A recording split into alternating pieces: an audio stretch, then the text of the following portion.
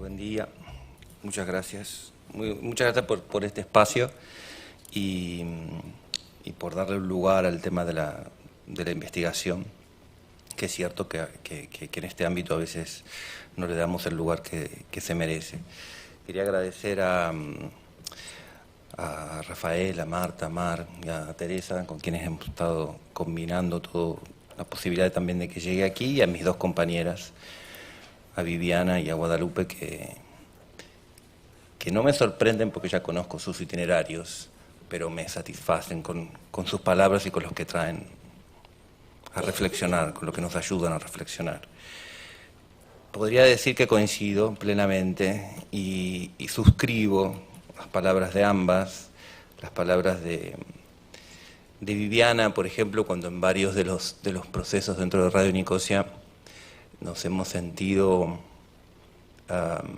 siendo víctimas de un cierto extractivismo por parte de investigadores, y al punto que hemos tenido situaciones en donde hubo uno que fue muy paradigmático, que un estudiante, creo que de integración social, nos escribe un correo y nos dice: necesito 2 esquizofrénicos para entrevistar.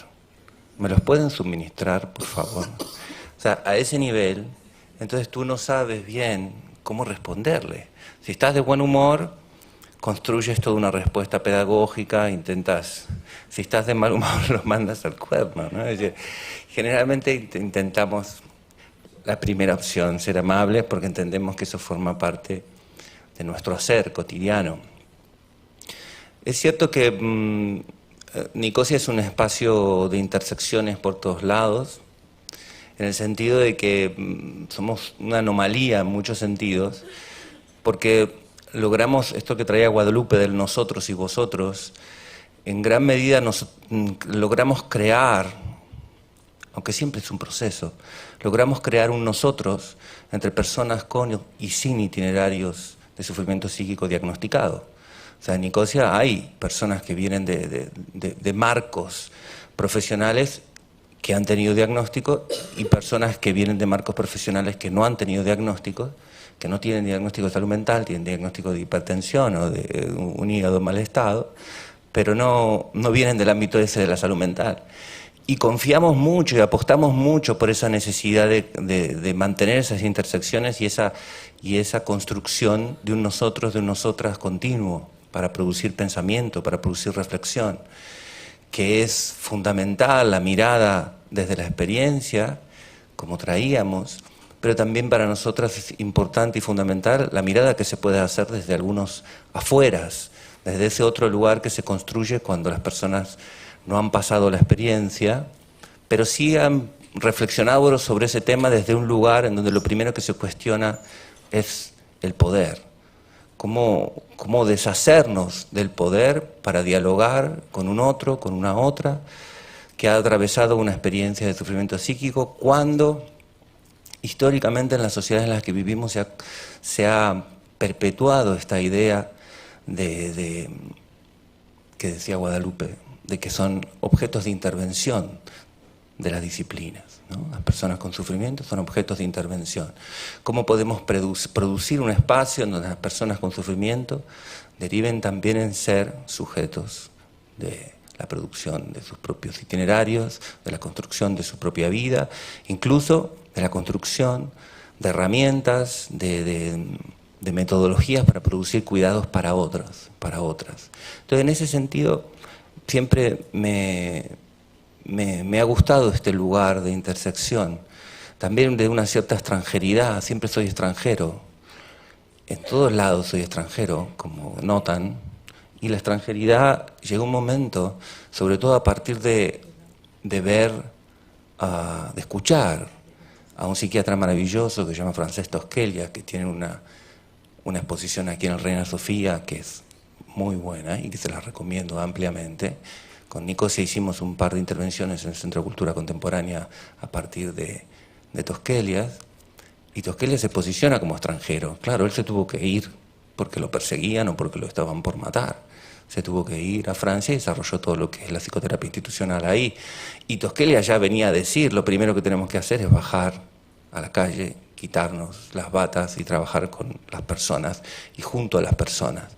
Tosquelia hizo intervenciones en el psiquiátrico de Reus por las que fue perseguido. Y si uno intenta buscar ahora en el psiquiátrico de Reus, el Peramata, los restos de lo que decía, no existen. No está Tosquelias en el Peramata, no hay nada de eso. Así que en todo caso, Tosquelias los encontramos en el sur de Francia, los encontramos en la clínica Laborde, en Francia, en París, lo encontramos en la gente en Deleuze, Guattari, en todo este tipo de reflexión, que una de las cuestiones que más trabaja es la cuestión del poder, ¿no? Y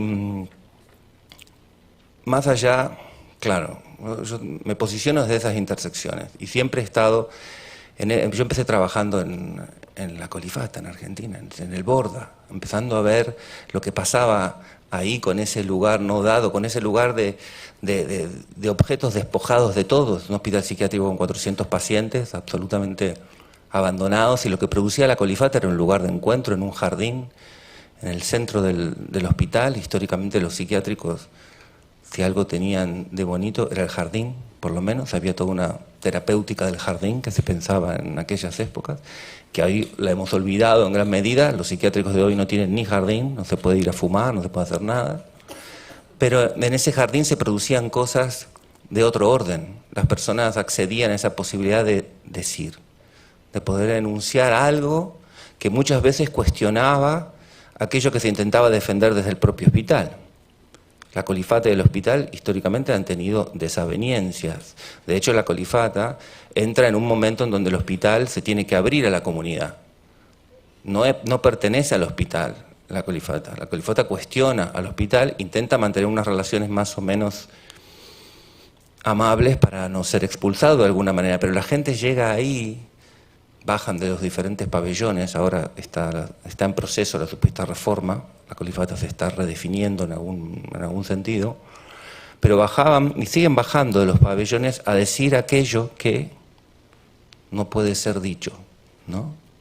No solamente a contar sus experiencias, sino a denunciar cosas, maltratos, malestares, mala comida, mal estado de las comidas, reclusión perpetua, imposibilidad de llamar por teléfono, dificultades para que las familias vengan a verlo, que cuestiona el propio sistema. Y en ese momento empezamos a trabajar, yo trabajo, digamos, mi lugar de trabajo es la universidad, pero estoy metido también en Nicosia. Me gusta esta cuestión de lo que Jesús llamaba, ¿no?, la investigación aplicada, la investigación acción. Creo en una investigación que pueda tener resonancias en lo humano, en los colectivos con los que trabajamos. Apuesto básicamente por eso, y es un proceso. A veces seguramente metemos la pata, pero la idea siempre ha sido entender a Nicosia como un espacio también de recerca, como lo están haciendo también los de Activament, y la universidad en esas sinergias, en esos encuentros. Y ahí hay algo que trae Viviana que es fundamental, el tema de los presupuestos, que las personas no sean solo convocadas en términos de reproducir aquello que se espera, generalmente reproducir una cierta sintomatología, para que después el análisis sea producido desde fuera, desde los saberes expertos, desde los saberes de las diferentes disciplinas. Y en todo esto, en estos años, les quería compartir algunas ideas, algunos elementos, algunas líneas de investigación en las que estamos trabajando en la URB, en Nicosia y en la UOC. Bueno, tratamos de mezclar con el CSIC, ¿no? Ahora estamos trabajando mucho con el Rafael Huerta, que es una de las referencias en historia de la medicina, sobre todo este tema del movimiento loco, que también es lo que traía Viviana, y es un tema que es como que se está poniendo tan en evidencia la histórica cancelación, o lo que Miranda Fricker llama la violencia epistémica. Miranda Fricker es una filósofa de Nueva York que es muy interesante para seguir, porque la filosofía me parece una herramienta muy interesante porque nos ayuda a pensar. Si hay algo que tenemos que hacer desde las ciencias sociales, desde el ámbito también, si queremos, de la rehabilitación, y es algo que yo muchas veces machaco bastante, es dejar de utilizar los conceptos de la biomedicina como dados. Es decir, hay ciertos conceptos que los naturalizamos. La misma palabra esquizofrenia. Investigación con esquizofrenia. Vamos a hacer una investigación social y partimos de naturalizar el concepto de esquizofrenia como si fuese una cosa en sí, como que ya está. Y eso yo lo pondría en duda en muchos casos. Yo no pongo en duda que pasen cosas, que la gente sufra, pero pongo en duda. Hay un artículo maravilloso de Rafael Huertas y Enrique Novellia, de la AEN, en donde explican que Kraepelin, ¿no?, defendió su tesis en la Universidad de Dorpat hacia 1890, estaba haciendo investigación. Defiende su tesis hacia 1890, Kraepelin, que fue después el que, a partir de él, Bleuler desarrolla todo el tema de la esquizofrenia, el concepto de esquizofrenia. Y Kraepelin es alemán, y él trabaja con pacientes que son lo que hoy sería Estonia. Y todo el desarrollo de su conceptualización, su reflexión y su etiquetamiento lo hace sobre pacientes con los cuales no puede hablar, porque él no sabe una palabra de estonio. Entonces las categorías con las que empezamos a trabajar en ese momento, que define Kraepelin en ese momento, son categorías que tienen que ver con la observación de un determinado comportamiento, pero no hay posibilidad de interlocutar con las personas, de reflexionar sobre qué significa eso que está pasando. No hay diálogo posible. Entonces la gran mayoría de la investigación que a veces se hace desde las ciencias más biomédicas, se hace, lo que un poco empezamos a hablar aquí, se abre sobre las personas como objetos desde una perspectiva naturalista, como si fuesen tortugas con las cuales no hay que interactuar. Se construye desde ahí. Lo que está trayendo Viviana y lo que se está empezando a producir aquí con muy poca financiación, que ese es otro tema, otro paréntesis. Nos indignamos, ayer lo hablamos un poco, la maratón de TV3 en Barcelona hizo una campaña para recaptar fondos, recaptó 10 millones de euros. Una campaña centrada en el estigma. Estas personas, el estigma, sin problematizarlo demasiado, porque también es algo que ayer estuvimos hablando, es sospechoso que la Janssen sea una de las principales financiadoras de las campañas contra el estigma. Nos da a pensar de cómo, bueno, les conviene, reifica las categorías como realidades inapelables, ¿no? Estas categorías son. Y la maratón de los 10 millones que repartió, no hay un solo proyecto de investigación sobre temas de estigma. Hay proyectos que, me anoté algunos aquí, uno es sobre la estructura de la retina como biomarcador en la esquizofrenia. El otro es la estimulación cerebral profunda para pacientes con esquizofrenia resistente al tratamiento. Otro, la relación entre la microbiótica intestinal y la depresión. Otro, la estimulación cerebral no invasiva a domicilio, electroshock que te van a dar de a poquitos. Toda investigación que va en esa línea. Un paradigma que ya está caduco. Que cuando uno empieza a hablar con personas que están pensando un poquito más allá, que se están preguntando cosas, nos tenemos que dar cuenta que ese paradigma está caduco. Necesitamos ampliar el paradigma. No quiere decir que no necesitamos hacer investigación biomédica. Obvio, hay cosas que nos pasan. Cuando las personas están tristes, algo pasa con los neurotransmisores, es cierto. Ahora, pensar que esa equivocación de los neurotransmisores se debe simplemente a que uno se despierta un día y los neurotransmisores se equivocan, o sea que la equivocación de los neurotransmisores no está ligada a la epigenética, a lo social, a lo que pasa alrededor con tu vida, a la pérdida de sentido. Pensar que la depresión está ligada a la microbiótica intestinal, bueno, por lo menos lo tenemos que repensar. Tenemos que dar una vuelta. El tema es que los 10 millones de euros fueron a esto y no hay investigación. La campaña para captar fondos se produce desde la lógica del estigma, pensando en no estigmaticemos más, pero la investigación va a seguir estigmatizando, a reificar que esto es un problema biológico en la mente de las personas, que nosotros no tenemos nada que ver como sociedad en las problemáticas que se producen sobre las personas. Nos podemos ir a casa tranquilos. En un sentido nos dicen eso.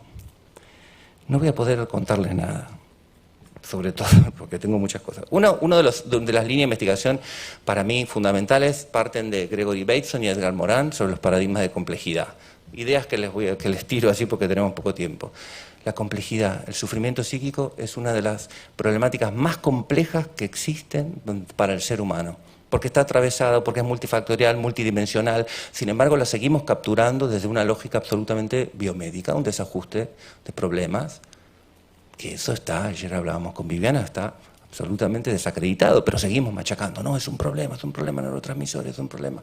Hay que reajustar a base de medicación. La cosa es más compleja. La cosa, podríamos trabajar desde muchos, ahora se está trabajando mucho, por ejemplo, desde las teorías de la interseccionalidad, que nos ayudan a entender otras dimensiones. Se está trabajando mucho desde la perspectiva ampliada en salud, que esta es muy antropológica, en donde uno tiene en cuenta la lógica de lo que sería la problemática objetivada, lo que las disciplinas dicen desde un afuera analítico sobre lo que pasa ahí, la ciencia psi, la psiquiatría, la antropología, la sociología, podemos decir cosas. Pero para comprender el fenómeno del sufrimiento psíquico, tenemos que tener en cuenta aquello que nosotras decimos desde ese supuesto afuera, y también tenemos que tener en cuenta lo que las personas dicen desde un supuesto adentro, lo que traía Viviana, una experiencia que no es simplemente una narrativa, sino que también es la producción de un pensamiento a partir de esa narrativa. Si nosotros la seguimos condenando en lugar de una enunciación, no hay pensamiento.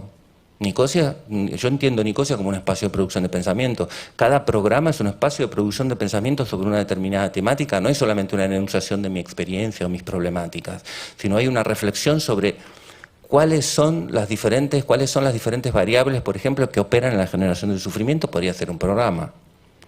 Entonces, hay una enfermedad, una problemática objetivada. Ni la podemos llamar enfermedad, sabemos que no se puede llamar enfermedad, le decimos trastorno, que es más feo todavía. Podemos pensar, necesitamos seguir pensando cómo llamarlo. Necesitamos que eso, claro, muy antropológico. La antropología lo que hace es mete el dedo, intenta desnaturalizar las cosas. Ojo que esto lo hemos construido, que esto nos lo creemos que es así. Pero hay un neurobiólogo, que yo lo sigo porque es neurobiólogo, y es de Harvard, y me ayuda a sostener cosas. Para eso necesitamos investigar, porque muchas veces las investigaciones, y depende de dónde vengan las investigaciones, también nos ayudan a sostener cosas, porque en Brasil vienen haciendo cosas del tipo del diálogo abierto, pero nosotros, si viene en Finlandia, tiene más prestigio que si viene de Venezuela, lógicamente. Eso hay que jugarlo, no es que tenga prestigio, creemos, tiene que ver con la colonización. Bueno, pero más allá de eso, este neurobiólogo, Stephen Hyman, escribió un texto que yo lo encontré porque me puse a investigar por qué los belgas, el Instituto de Salud de Bélgica, estaban planteando dejar de utilizar los diagnósticos como categorías en la construcción de los procesos de recuperación de la persona con sufrimiento psíquico. ¿Por qué no más diagnóstico? ¿Qué hace el diagnóstico? Eso es lo que venimos machacando nosotros de tiempo. Leemos, no sé, leemos a Colina o a Laura Martín o al mismo Manuel de Piat. Hay gente que está trabajando sobre eso hace rato. Mucha gente decir, hey, el estigma está en los diagnósticos. Porque hoy esquizofrénica es lo mismo que antes le decía ayer a Marta, imbécil era una categoría médica y no podemos pensar en utilizar esa categoría. Hoy los diagnósticos han sido reificados. Los profesionales creemos muchas veces que las personas son ese diagnóstico y que ese diagnóstico abarca la complejidad del sufrimiento psíquico de la persona. No, el diagnóstico es un descriptor a partir de un consenso que puede tener su utilidad en determinado punto, a partir de un consenso entre profesionales en un determinado momento, que muchas veces ya habrán leído de lo que pasó con el DSM-5, que el director decidió irse porque había demasiadas relaciones con la industria farmacéutica y lo expuso públicamente, el francés Allen.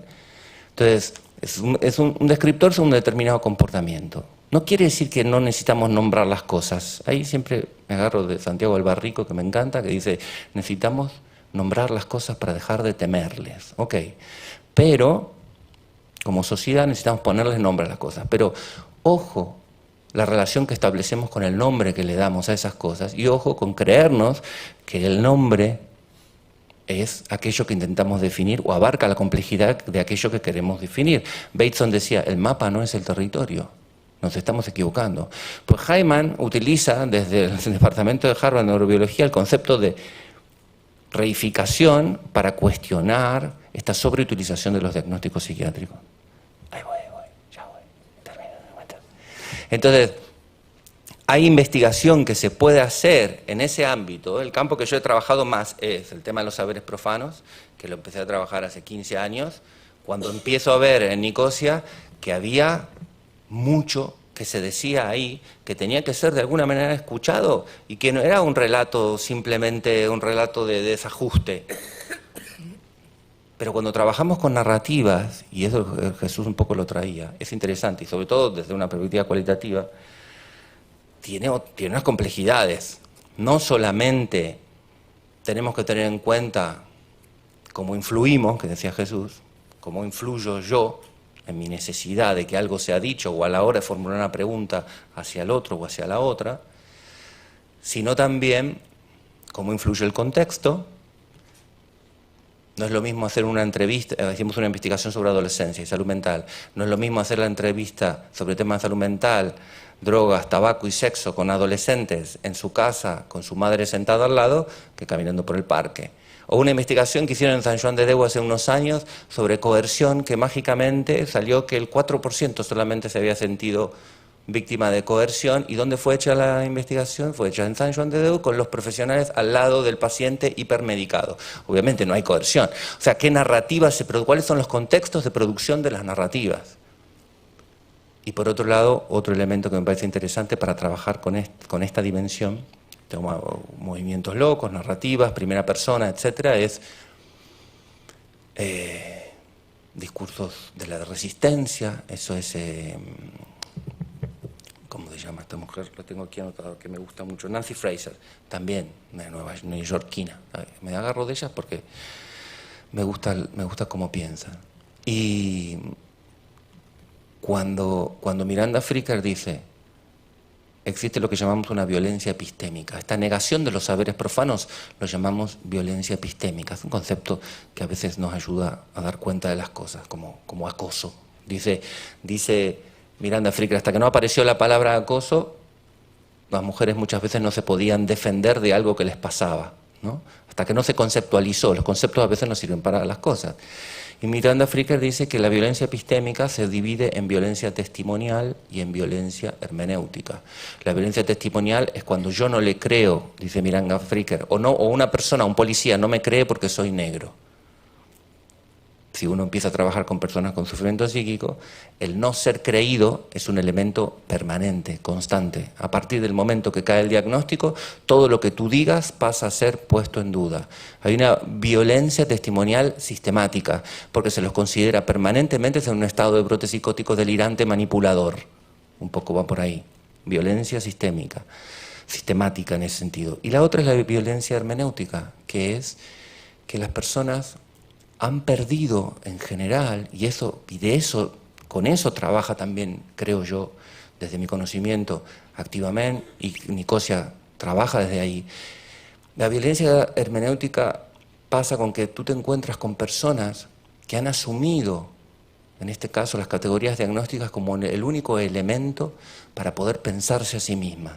Han pasado a ser buenos pacientes, han asumido la enfermedad como lo que es el mantra de los grandes sistemas biomédicos, la conciencia de enfermedad, como la única manera de pensarse. Han quedado despojadas y despojados de la posibilidad de pensarse más allá de las palabras que le dan otros. Eso ya lo decía Foucault con el poder psiquiátrico. Y ya lo decía Gramsci con la idea de que la peor dominación no es cuando hay un poder fáctico que te domina, una dictadura. Él estuvo en la cárcel hasta que murió prácticamente. Sino cuando las clases subalternas, él hablaba en términos marxistas, cuando el pueblo, y en nuestro caso, cuando los pacientes, entre comillas, asumen el discurso hegemónico, el discurso de las élites, decía Gramsci, como el sentido común de las cosas. La peor dominación es cuando las personas con problemas de salud psíquica asumen que la única manera de pensarse es a través de aquello que los otros dicen sobre ellas y sobre ellos. Trabajar con eso, o sea, para poder trabajar con las narrativas, tenemos que tener como punto de partida que eso pasa. Que nosotros nos encontramos con gente que llega a Nicosia y dice, hola, soy Juan y soy esquizofrénico paranoide de patología dual. Se definen a través de una serie de elementos que les han enseñado a decir. Entonces, ¿cómo trabajar sin volver a ejercer una nueva violencia? No, tú no eres eso, porque muchas veces es un refugio a partir del cual han construido un lugar en el mundo. ¿Cómo trabajar para producir una reflexión sobre hasta qué punto, de qué otras maneras nos podemos pensar? Bueno, son líneas de investigación que estamos trabajando y que es necesario seguir pensando y los invito a seguir pensando sobre esas dimensiones, o sea, sobre desnaturalizar lo dado, que es un campo de investigación para intentar después producir, claro, prácticas y producir otras formas de cuidado en este caso. Muchas gracias.